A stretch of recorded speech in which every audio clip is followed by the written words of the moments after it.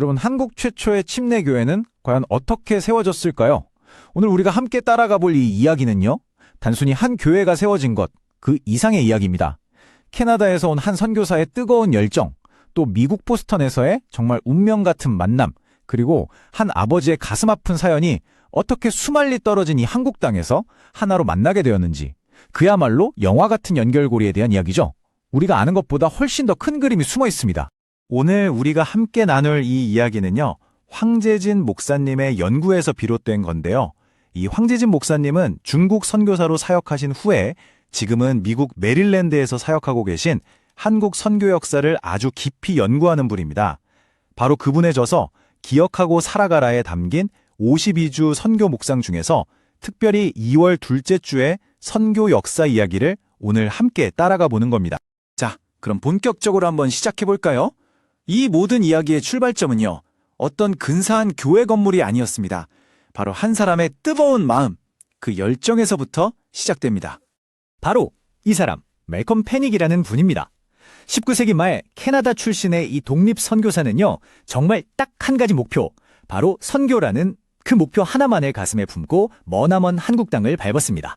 패윅 선교사의 초기 행적을 간단히 보면요, 1889년에 한국에 와서 사역을 시작하다가 1893년에 아주 중요한 목적으로 미국으로 돌아가게 됩니다. 바로 이 순간이 이 모든 이야기의 판을 바꾸는 정말 결정적인 전환점이 됩니다. 아니, 그냥 목사 안수 받으러 간 거 아니었어? 라고 생각하실 수도 있는데 천만에요. 패닉의 이 미국행은 단순히 개인적인 여정으로 끝나지 않았습니다. 이 여정이 그를 정말 어마어마한 지원 네트워크와 연결시켜주면서 모든 것의 흐름을 바꿔놓게 되죠. 패닉이 보스턴에서 누구를 찾아갔냐면요, 바로 A.J. 고든 목사님입니다. 이분이요, 그냥 보통 분이 아니에요. 우리가 잘 아는 찬송가 내 주 되신 주를 참 사랑하고를 작곡하신 분이고, 나중에 엄청나게 유명한 고든 코넬 신학교가 되는 보스턴 선교사 훈련학교도 세우셨죠. 그야말로 당대의 거물이었습니다. 그러니까 패닉은 그냥 한 명만 만난 게 아니었던 거죠. 고든 목사님을 통해서 그야말로 국제적인 거물급 지도자들 네트워크에 딱 접속하게 된 겁니다.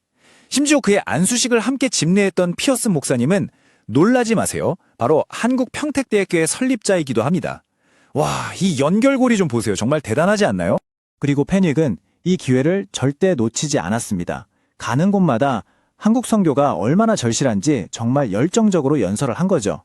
그러니까 이 개인적인 여정이 어느새 한국을 위한 선교자 모집운동으로 확 바뀐 겁니다. 자, 이렇게 열정과 사람은 모였는데 가장 현실적인 문제, 바로 돈이죠. 선교에는 자금이 필요하잖아요. 그런데 그 자금의 출처에는 정말 가슴 뭉클한 사연이 하나 숨어 있습니다. 한 아버지의 슬픔에서 그가 한 번도 보지 못한 나라를 위한 희망의 유산이 태어났다. 이 문장이 바로 한국 선교의 길을 열어준 엘라싱 기념 선교회의 모든 것을 말해줍니다. 이야기는 이렇습니다. 엘라싱이라는 어린 소녀가 안타깝게 세상을 떠나요. 그런데 그녀의 아버지 사무엘싱이 고든 목사님 교회 집사님이셨는데 딸이 남긴 유산 전부를 기부합니다. 그리고 1895년에 바로 그 돈으로 전 세계 선교사를 후원하는 엘라싱 기념 선교회가 세워진 거죠. 한 개인의 아픔이 세상을 향한 엄청난 힘이 된 순간입니다. 자, 여기서 핵심은 이겁니다. 바로 이 엘라싱 기념 선교회의 후원금이 한국 최초의 침례교회를 세울 선교사들의 한국 땅으로 보내는 데 직접적으로 쓰였다는 거죠. 자, 이제 퍼즐 조각이 다 맞춰졌습니다. 사람, 네트워크, 그리고 자금까지. 이제 이 비전을 품고 마침내 한국 땅을 밟은 선교사들의 이야기를 따라가 보시죠. 패닉의 열정과 싱 가족의 귀한 허급이 모여서 드디어 파울린과 가데린이라는 두 선교사가 한국으로 파송됩니다. 1894년 5월의 일이었죠. 그리고 한국에 와서 정말 결정적인 만남이 이루어집니다. 파울린 선교사가 지병석이라는 포목상을 만난 건데요. 서울과 강경을 오가며 장사하던 이분에게 복음을 전했고, 그가 바로 첫 번째 한국인 신자가 된 겁니다. 그리고 마침내 역사적인 그날이 옵니다. 이날 지병석 씨의 집에서 첫 번째 예배가 열리게 됩니다. 바로 이 순간이 한국 역사상 최초의 침례교회, 강경 침례교회가 탄생하는 순간이었습니다. 정말 역사적인 날이죠. 그런데 이야기가 여기서 끝이 아닙니다. 1년 뒤인 1897년에 교회가 지어지는데요. 이 교회 건물에 우리가 흔히 잘못 알고 있는 아주 특별한 비밀이 하나 숨어 있습니다.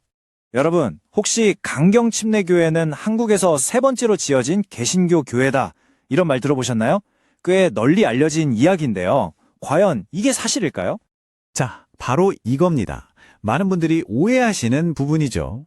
이 교회가 중요한 이유는 그냥 세 번째로 지어진 개신교 교회라서가 아닙니다. 역사적 진실은 그 시대 문화를 반영한 아주 독특한 기역자 모양으로 지어진 우리가 아는 한 세 번째 교회라는 점입니다. 이건 완전히 다른 이야기죠. 아니, 교회 모양이 왜 하필 기역자냐고요? 당시 조선사회는 남녀가 한자리에 앉는 걸 꺼리는 남녀 유별 문화가 강했잖아요. 그걸 존중해서 남자와 여자의 예배 공간을 자연스럽게 분리하기 위해 고안된 아주 지혜로운 건축 양식이었던 겁니다. 그러니까 이 건물 자체가 그 시대의 역사를 고스란히 담고 있는 셈이죠. 자, 그럼 오늘 이야기에서 우리가 꼭 기억해야 할 것들을 정리해볼까요? 첫째, 한 사람의 뜨거운 열정이 국경을 넘는 네트워크를 만들었다는 것. 둘째, 딸을 잃은 아버지의 슬픔과 사랑이 머나먼 나라의 선교를 위한 불씨가 되었다는 것.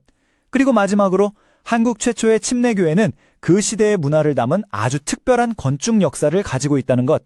이 세 가지입니다. 마지막으로 이런 생각을 한번 해보게 됩니다.